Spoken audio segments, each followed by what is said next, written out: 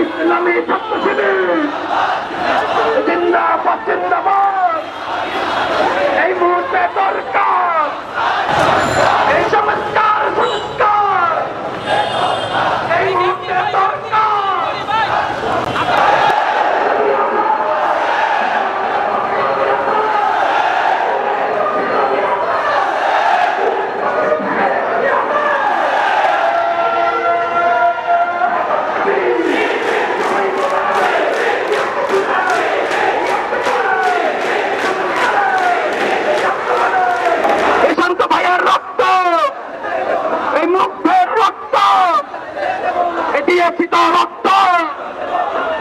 রক্ত রক্ত দিল্লি না ঢাকা, দিল্লি না ঢাকা, শ্রীলঙ্কা। এই মুহূর্তে দরকার, এই মুহূর্তে দরকার জুলাইয়ের শহীদদের রক্তের বিনিময়ে বর্তমান ক্ষমতাসীন দল সংসদে আসীন হয়েছেন, ক্ষমতার স্বাদ গ্রহণ করেছেন।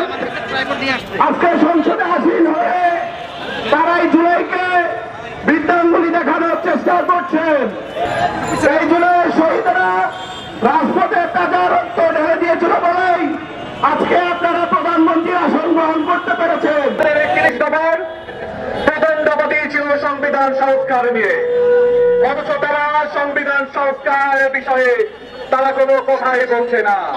তারা বলতে চাচ্ছে সংবিধান সংস্কার হওয়া সম্ভব নয়। তাদের 2 নম্বর 31 দফার মধ্যে দ্বিতীয় দফাটি ছিল দল নিরপেক্ষ তত্ত্বাবধায়ক সরকারের ব্যবস্থা, তারা সেটিকে অস্বীকার করতে যাচ্ছে। আমরা গণভোটের মাধ্যমে জনগণ যে ম্যান্ডেট দিয়েছে তার মধ্যে ছিল দুদক, পিএসসি, ন্যায়পাল সহ সাংবিধানিক এবং সংবিধিবদ্ধ যে পদগুলো রয়েছে সেগুলোতে একটি আলাদা কমিটির মাধ্যমে সেগুলো নিয়োগ হবে।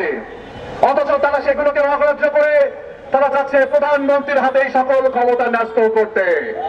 যে দলটি ক্ষমতার শিকার হয়েছিল, যে দলের প্রধান, সরকার প্রধান যিনি নির্যাতনের শিকার হয়েছিলেন, তারা কিভাবে গুম কমিশন, মানবাধিকার কমিশনকে বাতিল করতে চায়। এর মাধ্যমে সুস্পষ্ট যে তাদের হাতে বাংলাদেশের ক্ষমতা নেই, এই ক্ষমতা চলে গেছে বিদেশি তামিলনাড়ুর হাতে। আমরা স্পষ্ট করে বিএনপিকে বলতে চাই, যদি মনে করেন ক্ষমতা টিকিয়ে রাখার লড়ে ভারতের তামিলনাড়ু করবেন, তাহলে যেভাবে বাংলাদেশের মানুষ আওয়ামী লীগকে দেশ থেকে দাঁড়িয়েছে, বিএনপিকেও তাড়াতে তারা কোন জবাব করবে না। গণভোট হয়ে গেল, এখন সেই গণভোটের রায়ে বাস্তবায়িত করার জন্য তারা কর্মসূচি শুরু করছে। প্রধানমন্ত্রী কিছু বলছেন না, তিনি শুধু দেখি চেয়ারে এক সাইডে মোট একটু খারাপ করে বসে আছেন, মাঝে মাঝে টেবিল চাপড়ান, মাঝে মাঝে মোবাইল দেখেন, মাঝে মাঝে সংসদে বসে পত্রিকা পড়েন, কি চলছে দেশে আমরা কিছুই বুঝতে পারছি না। এই জাতি আজকে পরিষ্কার ভাবে জানতে চাই যে কারা এদেশ পরিচালিত করছে। এদেশ কি জনাব তারেক রহমান মাননীয় প্রধানমন্ত্রীর মাধ্যমে পরিচালিত হচ্ছে, নাকি অন্য কোনো দেশের কোন ষড়যন্ত্রের মাধ্যমে দেশ পরিচালিত হচ্ছে? এদেশের মানুষ জানতে চায়। তারা একজনের পুত্র সন্তানকে এখানে সদস্য করে নতুন করে কমিটি দিয়েছেন।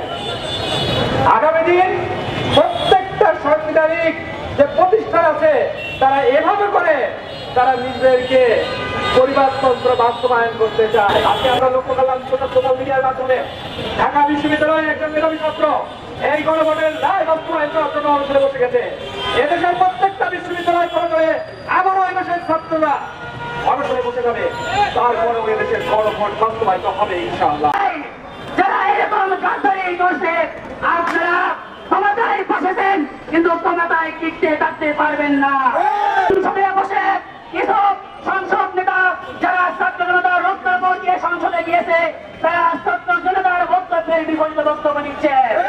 আমরা বলতে চাই এই বাংলাদেশ করবে ইসলামী ছাত্র শিবির, তেমনি থাকবে না, তেমনি থাকতে পারে।